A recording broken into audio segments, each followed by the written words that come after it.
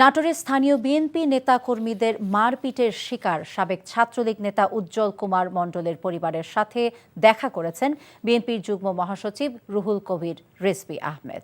বিএনপির ভারপ্রাপ্ত চেয়ারম্যান তারেক রহমানের নির্দেশে দুপুরে রিজভী আহমেদ নাটোরের বড়াইগ্রাম উপজেলার কালিকাপুর গ্রামে যান।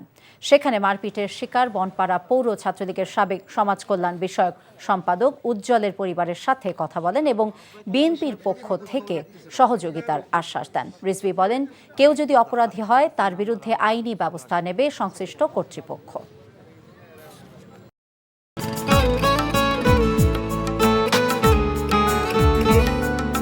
আপনার নামটা?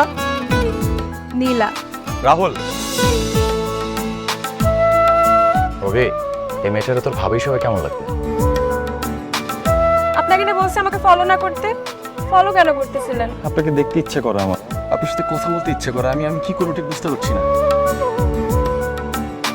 ওরে বাবা, ওই মেয়ে, অথচ তারে তুমি চিনো না? হ্যাঁ, কি মায়ায় তাকাও তুমি, একটু দেখে চোখের খেয়াল, তোমায় দেখার তৃষ্ণা ভীষণ। ভালোবাসায় বুঝি দেনা পাওনা থাকে? অবশ্যই থাকি, ভালোবাসা সবকিছু থাকে।